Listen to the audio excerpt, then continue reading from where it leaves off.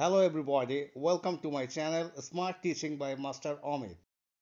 Phrasal verb or group verb plays a very important role in English grammar.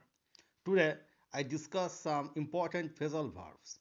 See, colon, examine, looking into, diet, passed away, came, set in, tolerate, put up with or bear with, postpone, put off, understand, make out, omitted, cut out or left out, prepare, make out, was born, came up, established, set up or built up, submit, given, has read, gone through, remember, call up, met, came across, arrive, turn up, ends, breaks up, happened, came about, yield, given, recover, come round, win, bear away, chasing, running after, arrive, turn up, removed, took off, close, break up, requested, called upon, confirm, bear out, depart, set up, obey, carry out, regard,